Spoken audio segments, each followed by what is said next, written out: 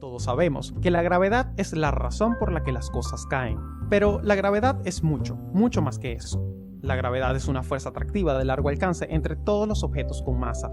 Es lo que evita que nos caigamos de la Tierra, es lo que mantiene a la Tierra en órbita alrededor del Sol, y es lo que hizo que el propio Sol se formara hace 4.500 millones de años.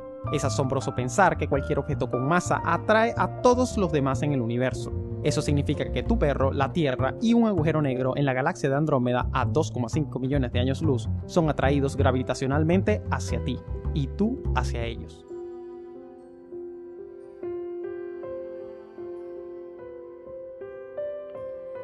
Aquí podem veure l'atracció de dos cossos que tenen la mateixa massa.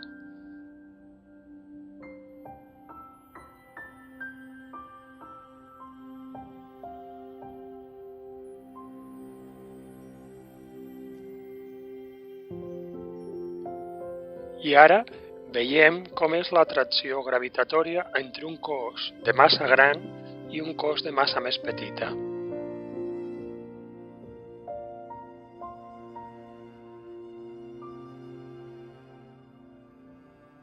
Això ens permetria entendre el moviment dels planetes al voltant del Sol, les òrbites que formen. El Sol seria la massa gran del centre i els planetes serien les boles petites que veiem a la imatge. Mirem què passa si tenim molts planetes, és a dir, molts objectes de massa petita.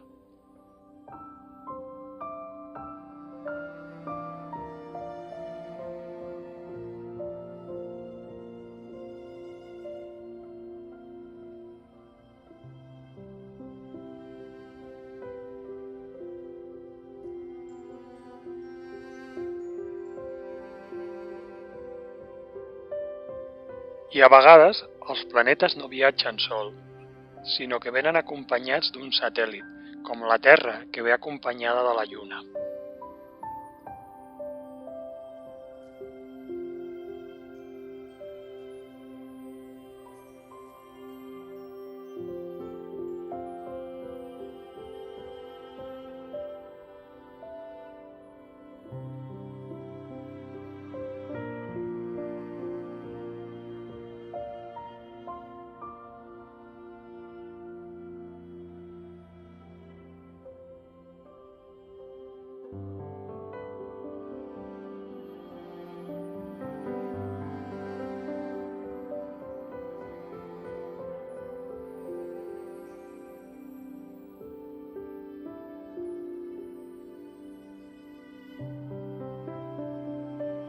No podem anul·lar la gravetat de la Terra.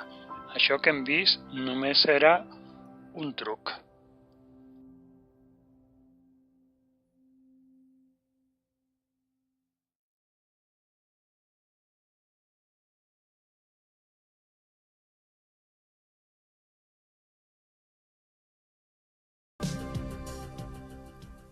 Hoy entraremos en el mágico mundo de la ausencia de gravedad, algo que en el pasado ningún hombre pudo experimentar y que ninguna civilización habría soñado poder llegar a realizar.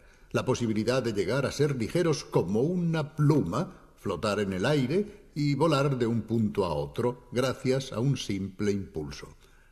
La ingravidez es debida a las condiciones especiales que se verifican durante un vuelo espacial.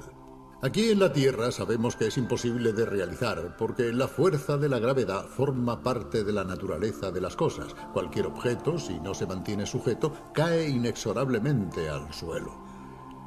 De hecho, la Tierra es como una especie de inmenso imán que lo atrae todo. No podemos eliminar esta fuerza, podemos contrarrestarla, podemos equilibrarla, tal como por ejemplo lo hace la libélula y también el helicóptero, que pueden permanecer suspendidos en el aire, pero utilizando mucha energía, precisamente la que nos permite equiparar las fuerzas. Nadie puede apagar el interruptor de la gravedad. Su influencia abarca cualquier lugar del universo, y es la fuerza que ha permitido agregar y mantener unidos a los cuerpos celestes en el espacio. Antes de ver cómo se puede vencer la gravedad, veamos un reportaje que nos muestra cómo opera esta fuerza en el universo, especialmente en los planetas de nuestro sistema solar, en los que la diversidad de masas provoca distintos tipos de gravedad muy diferentes entre sí. Veamos. La fuerza de la gravedad tiene la misma edad que el universo, pero el hombre conoce su existencia desde hace pocos siglos. Isaac Newton fue quien la descubrió en 1684. Se trata de una atracción que mantiene unidas las masas de materia y que se hace progresivamente más débil al aumentar la distancia entre estas masas. Es la fuerza que nos hace permanecer pegados al suelo y que mantiene unido el sistema solar, obligando a los planetas a orbitar alrededor del Sol. Cuando subimos a una báscula, la fuerza de gravedad de la Tierra atrae nuestro cuerpo y nos hace pesar. En la Luna, que tiene una masa más pequeña que la Tierra y en consecuencia una menor gravedad, pesaríamos mucho menos. Un hombre de 70 kilos no superaría los 12. Si fuéramos a los otros planetas del sistema solar, nos daríamos cuenta de que nuestro peso varía constantemente. En Mercurio, un astronauta de 70 kilos pesaría 26. En Venus, que tiene unas dimensiones similares a las de la Tierra, la balanza marcaría 57 kilos. Y en Marte no superaría los 27 kilos. Si el astronauta pudiera pesarse mientras vuela por la atmósfera de Júpiter, la balanza marcaría 178 kilos. De hecho, Júpiter es el planeta gigante del sistema solar y su masa, mucho mayor que la terrestre, ejerce una atracción más intensa. Todas estas variaciones de peso tendrían lugar sin que la persona engordara o adelgazara. Sucederían únicamente porque el planeta en el que nos encontráramos tendría una masa mayor o menor que la terrestre y en consecuencia ejercería una atracción gravitacional superior o inferior. Si a continuación el astronauta consiguiera descender sobre el Sol, su peso alcanzaría los 1890 kilos. De hecho, la masa del Sol es enorme comparada con la de los planetas. Para escapar de la atracción gravitacional, por ejemplo, para entrar en órbita terrestre, es necesario alcanzar una velocidad concreta, denominada velocidad de escape. De lo contrario, se volvería a caer. Para superar la gravedad de nuestro planeta, la velocidad de fuga es de 11 km por segundo, es decir, 27.350 km por hora. Los cohetes, al alcanzar esta velocidad, pueden poner en órbita transbordadores y estaciones espaciales. Isaac Newton descubrió que esta fuerza disminuye rápidamente al aumentar la distancia entre las masas de materia. Los astronautas en órbita alrededor de la Tierra viven en ausencia de peso, en parte precisamente por esta razón. A cientos de kilómetros de altura se reduce mucho la atracción de nuestro planeta, pero obviamente no desaparece. De hecho, los transbordadores espaciales siguen orbitando alrededor de la Tierra gracias a su gravedad. También la Luna, a 400.000 kilómetros, gira en su trayectoria gracias a esta fuerza. Pero para los astronautas que están dentro del transbordador, la reducida gravedad que les atrae hacia la Tierra está perfectamente equilibrada por la fuerza centrífuga debida a la rotación alrededor del planeta y que les empuja hacia el exterior. Su peso desaparece, aunque la masa de sus cuerpos no experimenta ninguna variación. De esta forma pueden soltarse en el aire, volar de esta extraña manera y divertirse muchísimo, al menos eso es lo que parece. En realidad, la ingravidez provoca en algunos astronautas, especialmente al principio, náuseas y vértigos, precisamente porque les falta el punto de referencia al que estamos acostumbrados desde que nacemos.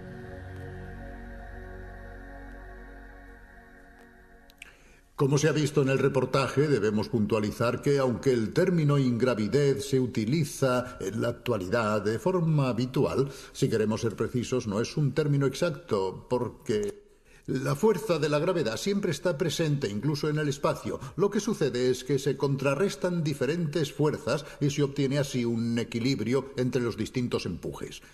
Esta ausencia de gravedad, dicho de otro modo, solo es aparente. Quizá sería mejor hablar de ausencia de peso. En la Tierra, esta situación de ausencia de peso es imposible de reproducir. Pero para entrenar a los astronautas se tiene que recurrir a algunos trucos que, aunque de manera imperfecta, permiten simular las condiciones que un astronauta encontrará en el espacio. Recientemente también la electrónica ha colaborado en estas simulaciones.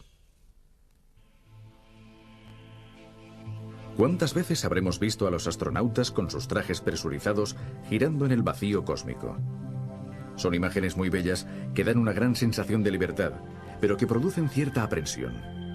De hecho, nos preguntamos, ¿qué pasaría si el astronauta pulsara una tecla equivocada y el pequeño chorro de gas de su unidad de maniobra, en lugar de ayudarle a encontrar la posición deseada, lo enviara lejos del transbordador?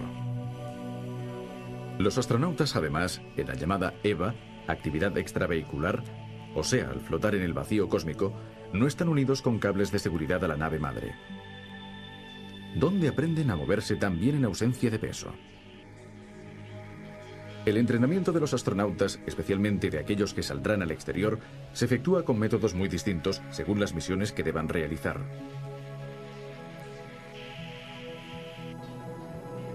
Pero para todos, el primer contacto con la ingravidez tiene lugar en este avión, un KC-135, que desde una altura de 10.000 metros desciende en picado siguiendo una trayectoria parabólica, de forma que crea en el interior una gravedad cero artificial.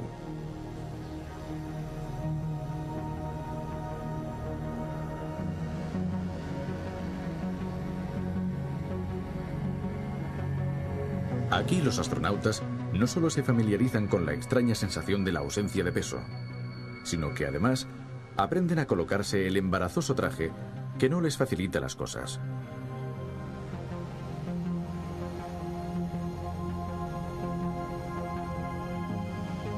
Naturalmente, el avión solo puede reproducir la gravedad cero durante escasas decenas de segundos. Para entrenamientos más prolongados, hasta hace algún tiempo solo existía una alternativa, la gran piscina. De esta manera, los astronautas pueden intentar y reintentar todas las operaciones que deberán desarrollar en el cosmos, como por ejemplo destornillar tuercas y pernos de un satélite para cambiar las piezas que no funcionan. En realidad, la piscina simula bastante bien la ausencia de gravedad, pero no a la perfección. Las piezas de metal, en lugar de permanecer suspendidas, caen al fondo, y al estar cabeza abajo, la sangre fluye a la cabeza, incluso en la piscina, cosa que en cambio no sucede en ausencia de gravedad. Son detalles que no permiten una perfecta reproducción de la gravedad cero.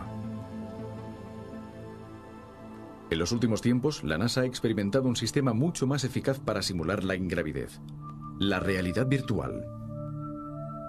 Aquí vemos la sesión de entrenamiento de dos astronautas en actividad extravehicular y del operador del brazo mecánico. ¿Cómo se puede simular la gravedad cero con la realidad virtual? El truco es muy sencillo. Se modifica a conveniencia la percepción visual mientras el cuerpo permanece sentado en una posición cómoda. De esta forma, el aspirante a astronauta podrá ver las cosas como si estuviera cabeza abajo, pero sin sentir el flujo de sangre en el cerebro. Podrá moverse a su gusto, girar en el vacío virtual creado por el ordenador, sin que su cuerpo pueda distinguir el arriba y el abajo, precisamente como en el cosmos. El entrenamiento mediante la realidad virtual ha resultado tan eficaz que en la actualidad más del 40% de la preparación para una misión se efectúa con esta técnica.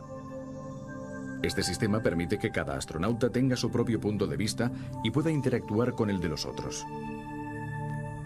En resumen, es un sistema de simulación muy complicado con el que los futuros astronautas se entrenan para mover satélites o sustituir aparatos maniobrando estos sencillos volantes de plástico. También realizan entrenamientos de vuelos en solitario por el cosmos con la unidad personal de maniobra. Obviamente, antes de aventurarse lejos del transbordador espacial, es mejor repetir la lección aprendida con la realidad virtual dentro de la bodega de carga del transbordador, como está haciendo este astronauta. Cuando empezó la aventura espacial existían muchos problemas, como por ejemplo cómo reaccionaría el organismo ante la ausencia de peso, qué le pasaría al corazón, al cerebro, al riego sanguíneo. Actualmente sabemos que enfrentarse al espacio ha llegado a ser una operación rutinaria. De los 108 minutos del primer vuelo de Yuri Gagarin se pasó a los 437 días de permanencia, que es precisamente el récord establecido por Víctor Polyakov a bordo de la Mir. Como se sabe, son los soviéticos quienes han ido batiendo su propio récord, por lo que nos ha parecido interesante desplazar a uno de nuestros enviados especiales para explorar una parte poco conocida de la astronáutica rusa. La cápsula Soyuz, que desde hace más de 20 años lleva de un lado a otro a los astronautas de las estaciones espaciales. Veamos. Estoy en el centro de preparación de cosmonautas. Y aquí, en esta enorme sala, se encuentran 3 simuladores de vuelo. Son prácticamente naves espaciales en cuyo interior se entrenan los cosmonautas. Son las famosas Soyuz. que desde hace 10 años llevan a los astronautas, como si de taxis se tratara, desde la Tierra hasta la estación orbital Mir, o sencillamente los ponen en órbita. Y aquí tenemos la posibilidad de ver cómo es el interior de una de estas Soyuz y sobre todo de poder comprender cómo es la vida de los cosmonautas. La Soyuz está compuesta por dos partes. La parte inferior es, por así decirlo, el módulo de mando. En cambio, la parte superior es un módulo de descanso, ya que los astronautas a veces deben permanecer incluso 3 días en el interior de la nave. Entremos y veamos algunas sorpresas. Bueno, no es muy fácil entrar,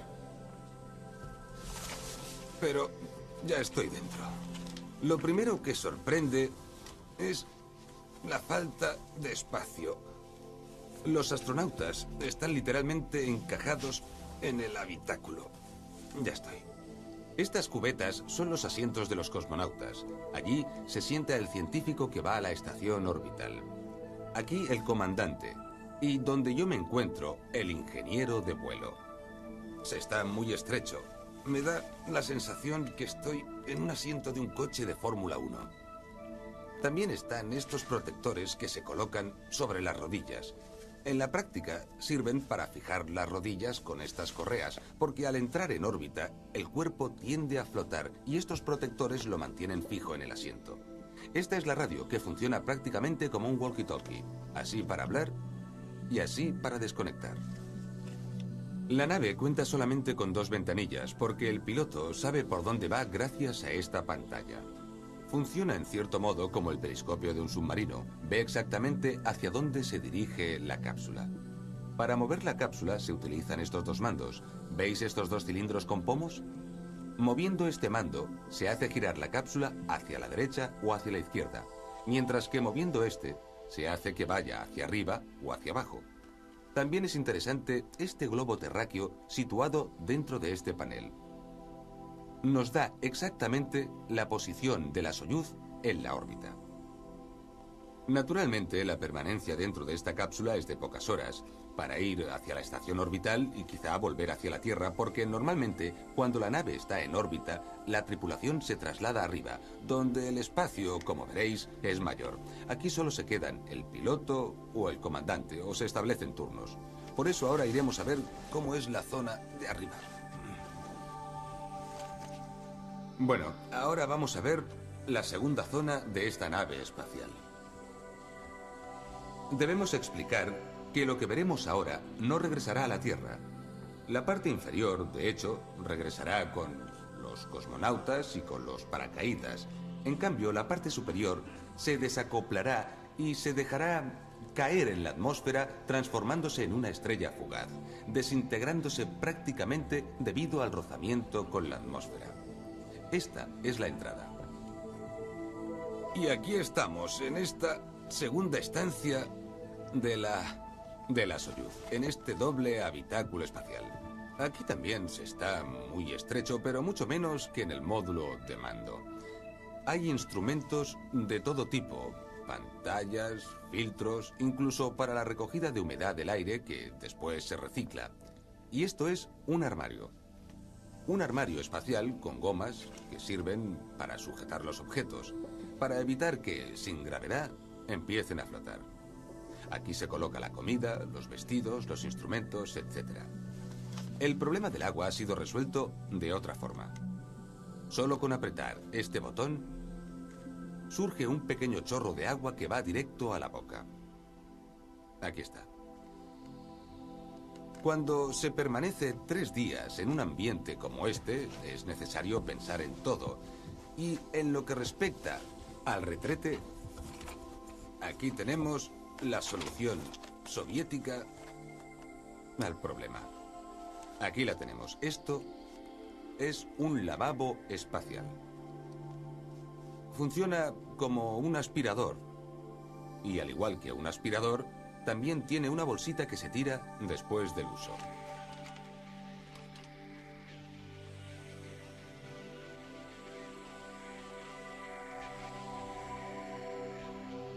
Vivir en el espacio en condiciones de ingravidez constituye una experiencia muy curiosa para el hombre, porque en esa situación cambia por completo la forma de moverse, y no solo eso, sino también la de dormir, de comer e incluso la de ir al lavabo. Esta es una visita por el interior del transbordador espacial estadounidense que nos desvelará cómo se vive en el espacio. Estoy en Houston, en el centro espacial de la NASA, y este enorme hangar que veis es un hangar muy especial, porque aquí es donde los astronautas se entrenan y se familiarizan con el transbordador. De hecho, aprenden a desarrollar muchas de las operaciones que después harán en órbita, como por ejemplo mover el famoso brazo mecánico, pero también aprenden a desplazarse por el interior del transbordador. ¿Por qué? Porque pese a que nos parece muy grande, en realidad en su interior los espacios son pequeñísimos. Esta habitación es minúscula, naturalmente hay 2 pisos, pero ¿veis? Aquí deben vivir 7 personas a veces durante 15 días.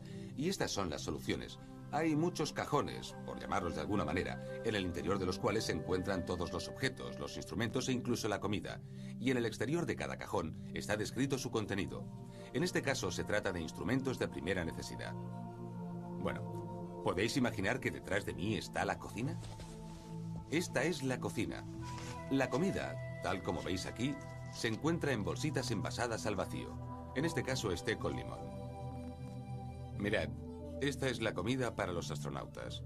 Estos discos azules son de velcro, porque en el interior de la astronave cualquier cosa empieza a volar si no está sujeta. Por ejemplo, en este caso. Ya está. Ahora bien, hay un aspecto especial de la astronave y, por tanto, del transbordador. Y es que se pueden utilizar todas las paredes, tanto por arriba como por abajo, y en consecuencia también se puede usar el suelo como un inmenso armario. Por ejemplo, se puede ver que aquí se encuentra el filtro del aire y que existen otros compartimentos para otros aparatos o instrumentos. Pero hay un instrumento fundamental para la vida a bordo. Está en ese rincón y se trata del lavabo. Bueno, ya estamos aquí. En cierto modo nos recuerda mucho a los lavabos de los aviones. Pero es muy especial porque en este caso los astronautas flotan y deben conseguir sentarse. Estas asas sirven para mantener las piernas sujetas. Los pies se apoyan en estos pedales y se fijan. Por desgracia, cuando se usa el lavabo no se puede cerrar la puerta, no hay espacio suficiente, de manera que para mantener la intimidad existe esta cortinilla que se cierra, confiando de todas formas en la colaboración de los otros miembros de la tripulación. En cambio, para dormir, el sistema es diferente. Basta con unos sacos de dormir ligeramente fijados a la pared. Aquí están. Como veis, son camas dispuestas verticalmente. El astronauta se introduce en el saco de dormir y apoya la cabeza en este cojín. Para mantener la cabeza inmóvil se utiliza esta especie de venda que se pasa por encima de la frente para mantener precisamente la cabeza fijada. En cambio, las manos permanecerán libres y empezarán a flotar dentro de la cabina. Naturalmente, en otros casos, los astronautas utilizan auténticos nichos y se encierran en su interior para tener un poco de intimidad y oscuridad. Esto sucede en los vuelos en los que hay varios grupos de astronautas que deben alternarse. Unos trabajan y otros duermen.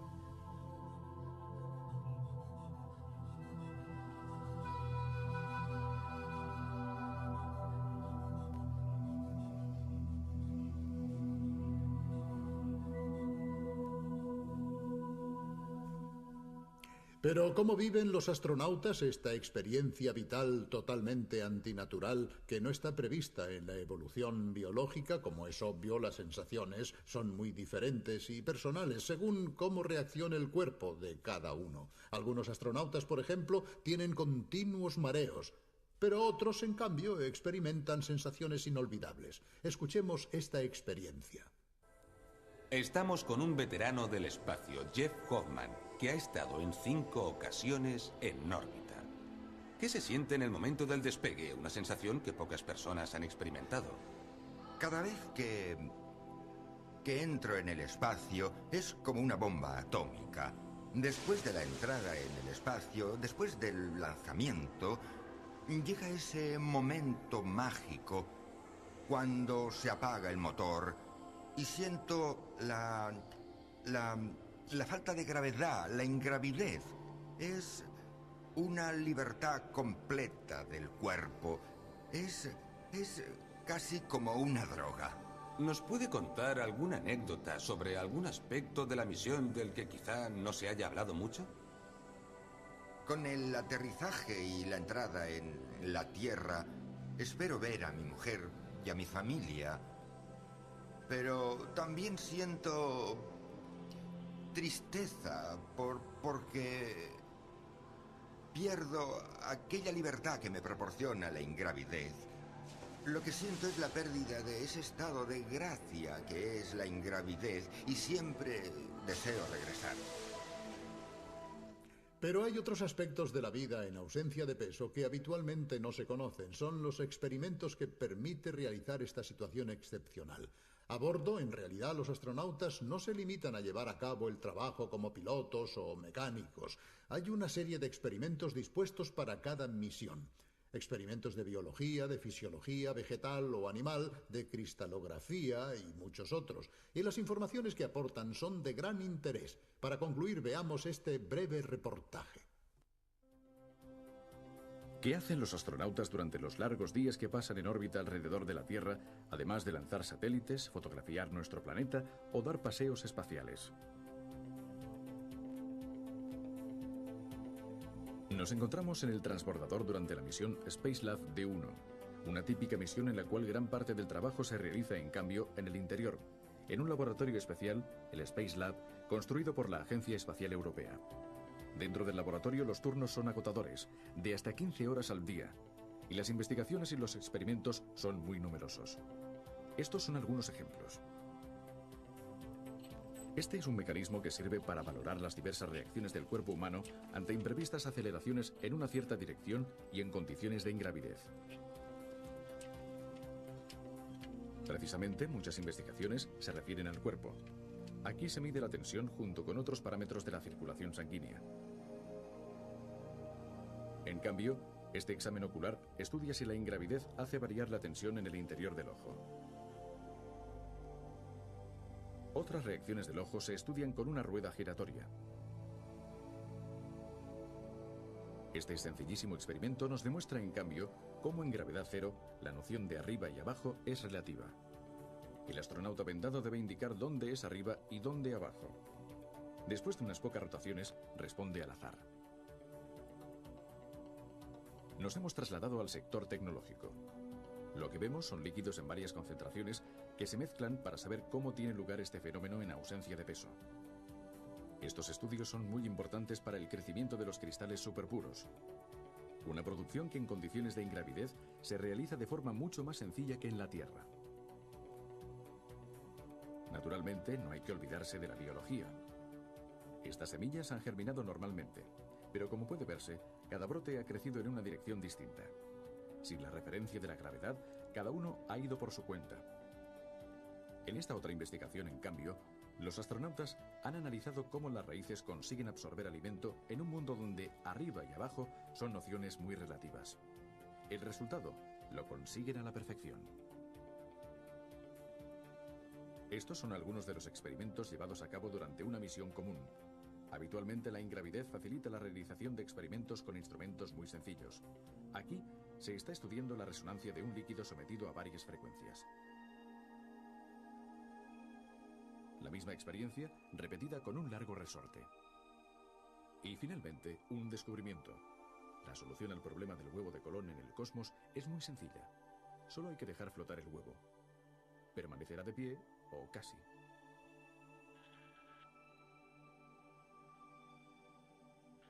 En el futuro, el espacio se convertirá sin duda en el lugar donde se podrán llevar a cabo trabajos muy especiales, no solo gracias a la ausencia de gravedad, sino también al vacío casi absoluto que existe a esas alturas y a las bajísimas temperaturas obtenidas gracias al frío cósmico. Nos encontramos solo en los comienzos de la aventura espacial, pero ¿podrá el hombre adaptarse a vivir en condiciones de ingravidez? No solamente durante breves misiones, sino durante largos periodos como las misiones interplanetarias o tal vez para las colonias espaciales. Alguien ha dicho que esto quizás sucederá cuando nazca el primer niño en el espacio. Bien, permitidme decir que si esto llega a suceder, no envidio a ese niño. Pienso que nosotros hemos sido creados durante millones de años para vivir aquí en la Tierra. Y que si deseamos ir al espacio, quizá debamos interesarnos en adoptar otra solución un poco más costosa, pero más cercana a nuestra naturaleza, que es la de construir estaciones espaciales con gravedad